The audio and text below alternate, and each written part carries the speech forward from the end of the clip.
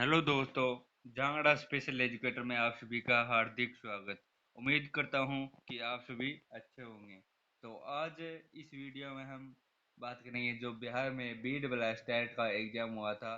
तो उसमें सीटों का वर्गीकरण, सीटें सीपी की कितनी है, एमआर की कितनी है, एचआई की कितनी है, वीआई की कितनी है, और उसमें जो एमआर की सीटें हैं उसके साथ सीपी की एम और एएसडी की और एसएलडी की मिला देने पर किस को फायदा होगा। और एचआई में जो स्पीच एंड लैंग्वेज की सीटें हैं और वीआई में जो ब्लाइंडनेस की सीटें हैं, तो इन सभी सीटों को मिला देने पर क्या फायदा होगा या नुकसान होगा। तो आज इस वीडियो में हम बात करेंगे कि कितनी कुल टोटल कितनी सीटें हैं।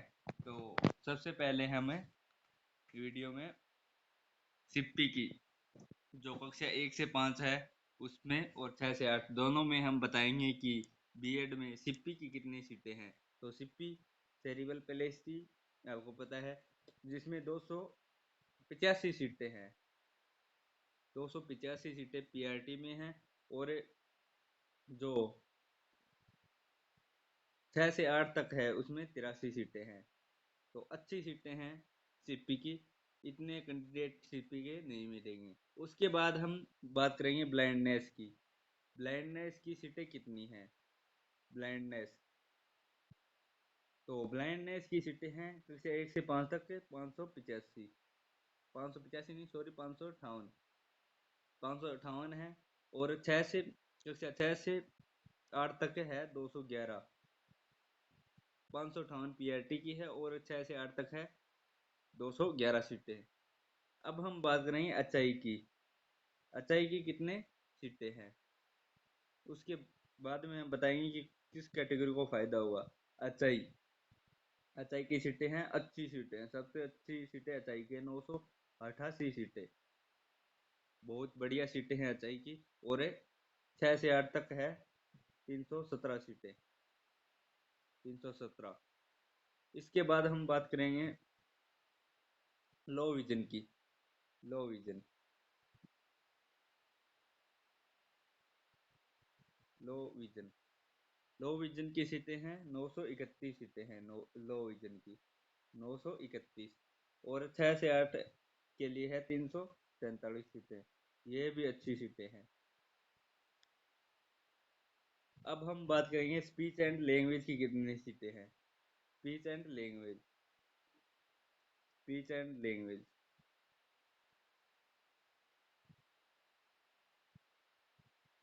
स्पीच एंड लैंग्वेज की है 1370 सीटें।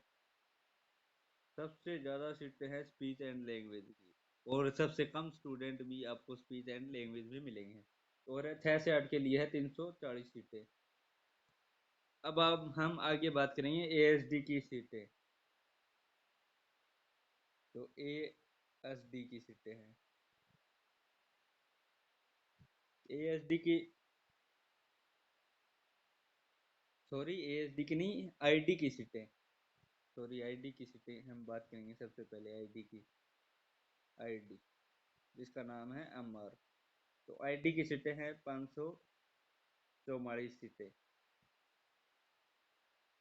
और 6 से 8 के लिए है 211 सीटें, आईआईटी की है ये। उसके बाद हम बात करेंगे एएसडी की। एएसडी, एएसडी की है 92। और 6 से 8 है 29 सीटें। अब हम बात करेंगे एसएलडी की कितनी सीटें हैं। एसएलडी, एसएलडी की सीटें हैं 478, 478। और 6 से 8 है 120। उसके बाद है multiple disability, multiple disability, multiple disability की सीटें हैं 288 सीटें हैं पीआरटी की, जो कक्षा 1 से 5 तक है। और 6 से 8 तक है 97 सीटें। तो ये है सीटों का आपका वर्गीकरण। टोटल 97 सीटें हैं, 97 सीटें। ये था सीटों का वर्गीकरण। अब हम बात करेंगे जो ब्लाइंडनेस की सीटें हैं और लो विजन की सीटें हैं, उसको जोड़ने पर जो वीआई कैटेगरी होती है, तो ब्लाइंडनेस की 558 सीटें हैं और लो विजन की 931 सीटें हैं, अच्छी सीटें हैं। तो दोनों को जो वीआई में आती है, तो दोनों को जोड़ दिया जाएगा, तो जितने भी स्टूडेंट हैं सभी को फायदा होगा। और जितने कैंडिडेट हैं वीआई के, लगभग मैं मानता हूँ कि 90% लोगों का सिलेक्शन आराम से हो जाएगा।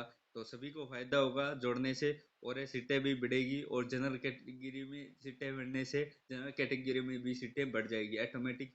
तो सभी को फायदा होगा और सीटें खाली भी नहीं जाएगी, तो इससे फायदा है। और जो अचाई है, अचाई के अंदर है, अचाई की सीटें 988, और स्पीच एंड लैंग्वेज की सीटें हैं, आपको पता है कि 1370 सीटें स्पीच एंड लैंग्वेज की है।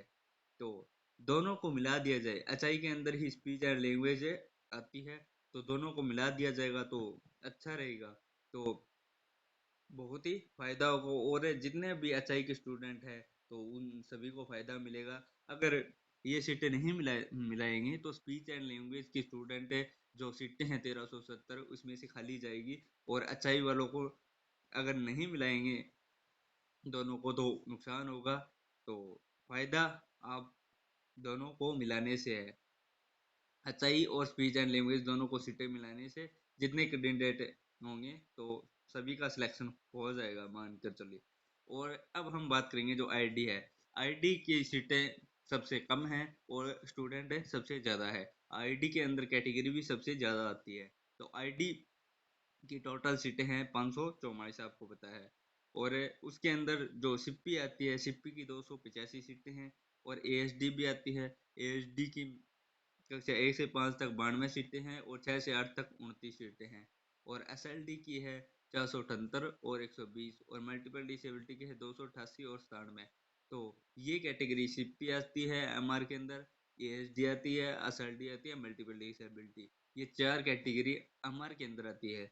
उसको जोड़कर जो सीटें बनती है, तो सभी को जोड़ने से फायदा मिलेगा।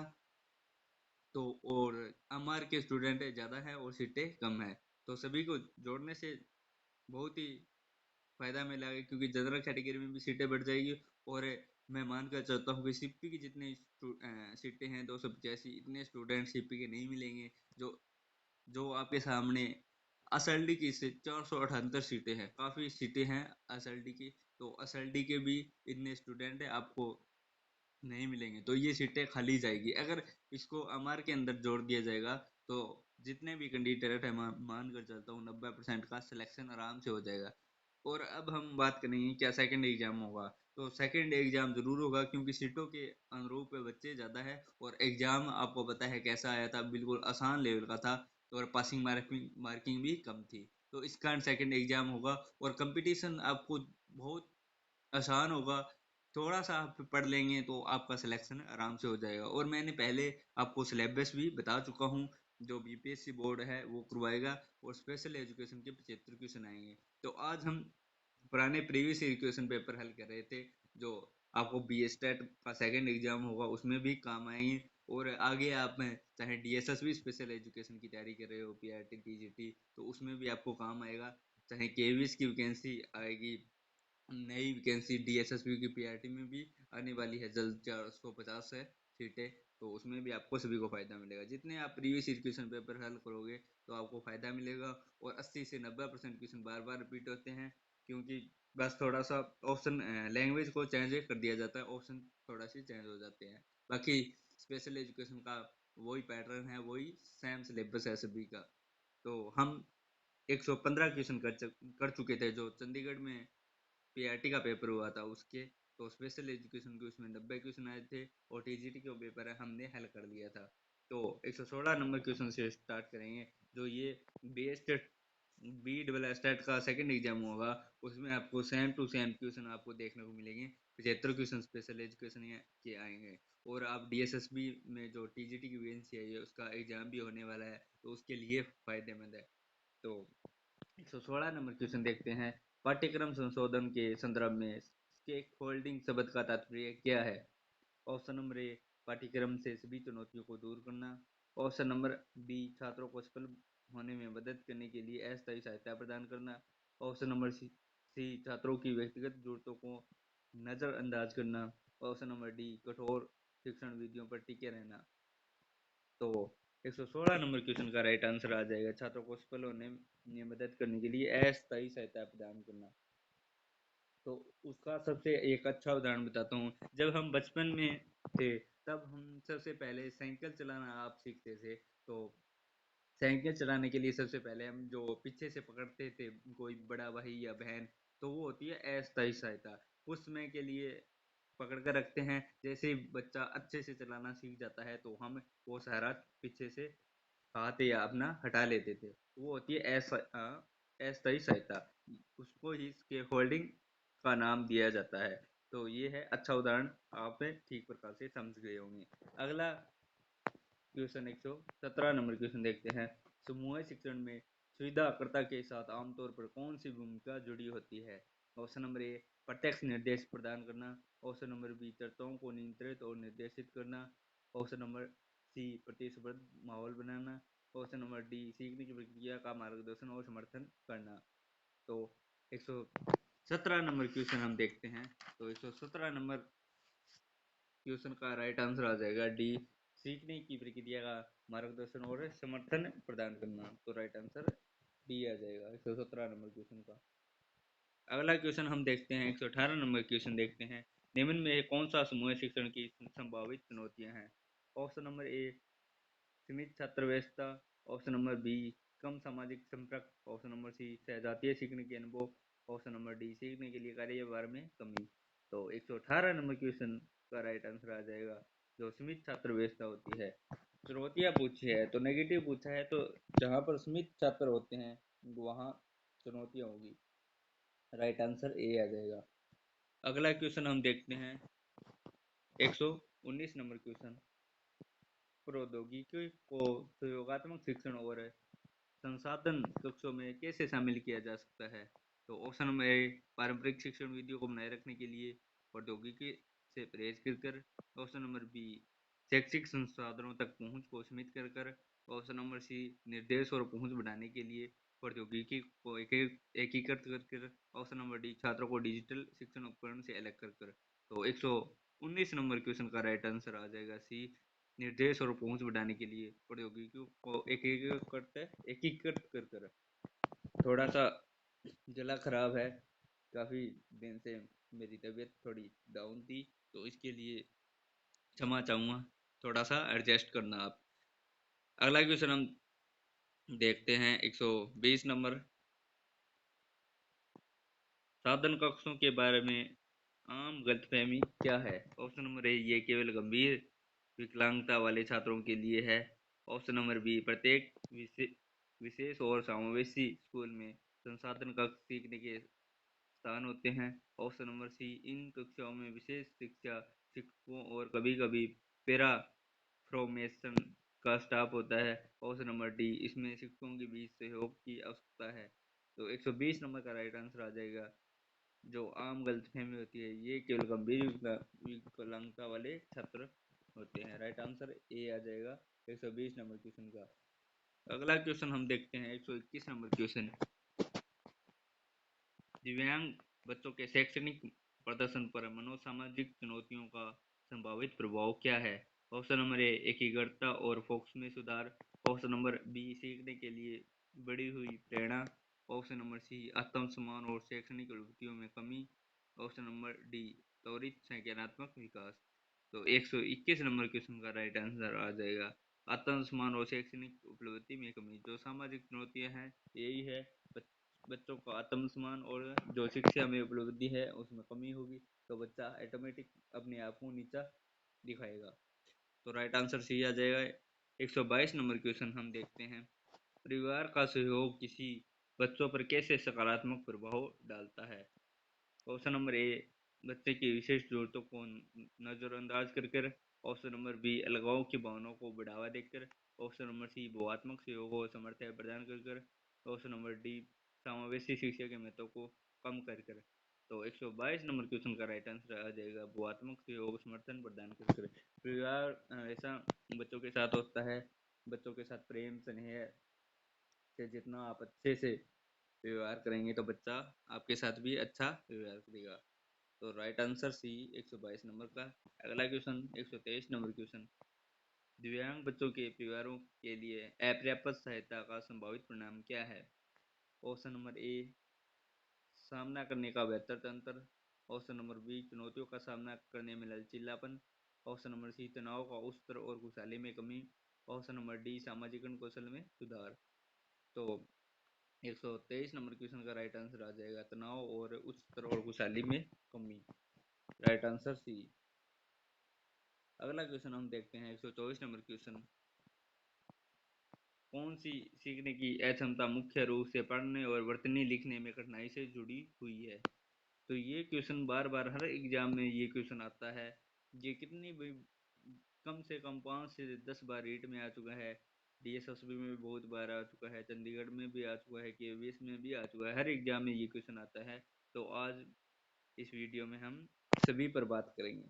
तो ऑप्शन नंबर ए पहला dysgraphia, option number B dyslexia, option number C dyscalculia, option number dyspraxia.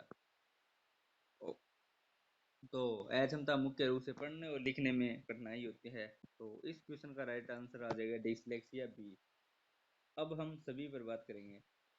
तो डिस्ग्राफिया होता है लेखन संबंधित, हम ग्राफ बनाते हैं तो लिखते हैं, तो डिस्ग्राफिया लेखन संबंधित विकार होता है, याद रखना। डिसकैलकुलिया कैलकुलेटर होता है, जो गणितीय क्षमता होता है तो हल करने के लिए होता है। तो डिसकैलकुलिया गणितीय क्षमता संबंधित विकार होता है।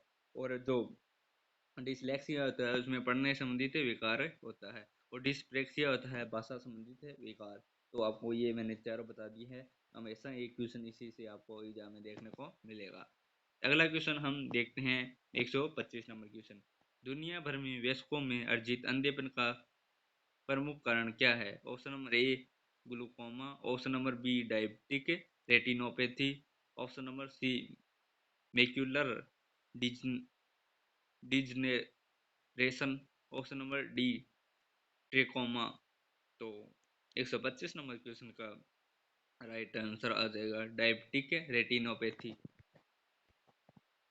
Option number B. गला काफ़ी ख़राब है। तो आज हम इस वीडियो में इतने ही क्वेश्चन हल करेंगे। अगले वीडियो में हम उससे अगले क्वेश्चन हल करेंगे। तब तक आप हमारे साथ बने रहें। अगर आप हमारे चैनल पर फर्स्ट टाइम है तो चैनल को सब्सक्राइब कर लेना तथा बेल आइकन को प्रेस कर लेना। जब भी कोई नई वैकेंसी स्पेशल एजुकेशन में आए तो सबसे पहले आपको जानकारी इस चैनल पर मिलेगी। कोई भी प्री सेल पेपर हो तो आपको हर पेपर आपको डीएसएसबी स्पेशल एजुकेशन के पुराने पेपर जितने भी है सभी पेपर आपको हल करवाए जाएंगे। तो वीडियो आपको कैसा लगा कमेंट बॉक्स में ज़रूर बताना। आपका कोई सवाल या जवाब है तो आप कमेंट बॉक्स में डाल देना, तो आपका उसको जवाब आसानी से मिल जाएगा। तो वीडियो को एक बार आप लाइक करना और वीडियो को ज़रूर जितने भी आपके दोस्त हैं, आपके पास स्पेशल एजुकेशन के ग्रुप है, वहाँ ज़रूर शेयर किया करो। मुझे भी अच्छा लगता है, मोटिवेशन मिलता है। आपका प्यार ऐसे ही हमेशा के लिए बना रहें। तो एक लाइक से आपका कुछ जाता नहीं है, और एक अच्छा कमेंट कर दिया करो। कुछ नेगेटिव कमेंट भी आते हैं लेकिन मैं नेगेटिव कमेंट पर ध्यान नहीं देता। जो अच्छे कमेंट लिखते हैं, अच्छा शिक्षक वही है। तो आप एक शिक्षक होने के नाते अच्छा कमेंट किया करें, जो नेगेटिव बातें हैं वो मत किया करें। तो वीडियो को लाइक और चैनल को सब्सक्राइब और एक कमेंट जरूर करना, अपनी राय प्रतिक्रिया जरूर व्यक्त करना। वीडियो आपको कैसा लगा? अगर आप हमारे टेलीग्राम और व्हाट्सएप ग्रुप के लिंक से जुड़ना चाहते हैं तो वीडियो के डिस्क्रिप्शन में आपको लिंक दिया जाएगा, वहाँ से आप जरूर ऐड हो जाना। तो मिलते हैं हम नेक्स्ट वीडियो में, तब तक जय हिंद जय भारत।